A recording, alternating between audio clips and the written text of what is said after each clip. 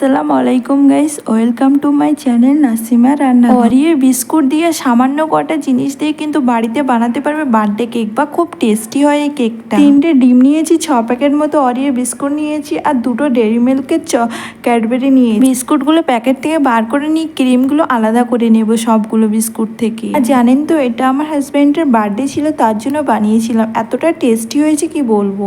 নাসিমার রান্নাঘরে তো সহজ সহজ রেসিপি পাওয়া যায়, তার জন্য কিন্তু সাবস্ক্রাইব করতে লাগবে, অবশ্যই সাবস্ক্রাইব করে নেবে। ক্রিমগুলো আলাদা করে রেখে দেবো, আর বিস্কুটগুলো দিয়ে দেবো মিক্সচার মেশিনে গুঁড়ো করার জন্য। মিক্সচার মেশিনে দিয়ে ভালো করে গুঁড়ো করে নেব, নিয়ে একটু চেলে নিতে হবে কিন্তু অবশ্যই। তারপরে এখানে আমি 3টে ডিম নিয়েছি, নিয়ে মিক্সচার মেশিনে দিয়ে দেবো, দিয়ে এটাকে ভালো করে গ্রেট করে নেব। ডিমটা যত ফেনার মতো হবে কিন্তু কেকটা তত স্পঞ্জি হবে।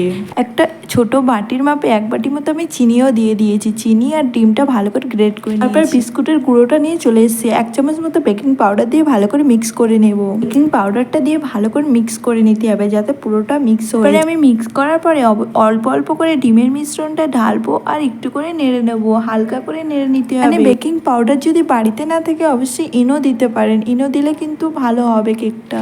তারপরে আমার সবগুলো ডিমের মিশ্রণটা দেওয়া হয়ে গেছে, দিয়ে ভালো করে ফেটে নিয়েছি। আর দেখতে পাচ্ছ কালারটা এরকম। তারপরে আমি যে বিস্কুটের ক্রিমগুলো ছিল সেটাও দিয়ে দিয়েছি। বিস্কুটের ক্রিমটা দেওয়ার কারণে কিন্তু একটা স্মেল আসে ভালো সুন্দর। বিস্কুটের ক্রিমটা দিয়ে আবার ভালো করে ফেটে নেবো।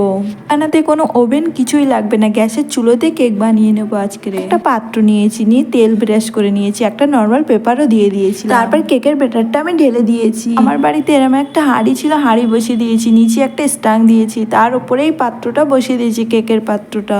30 মিনিট পরে আমার কেকটা একদম রেডি হয়ে গেছে। তারপর আমি চেক করে নিয়েছি কেকটা একদম রেডি। তারপর ডেরি মিল্কের 2টো ক্যাডবেরি নিয়েছি। এখানে একটা রয়েছে 10 টাকা, একটা রয়েছে 50 টাকা। দুটো আমি নিয়েছি, ভালো করে গলিয়ে নিয়েছি। তারপরে কেকটা আমি ঢেলে নিচ্ছি, আর দেখতে পাচ্ছ কতটা সুন্দর হয়েছে। কেকের পিছন থেকে পেপারটা তুলে নিচ্ছি, নিয়ে এর উপরে ডেকোরেশন করে নেবো। এখন অনেক সফট হয়েছিল কিন্তু দেখতে পাচ্ছ।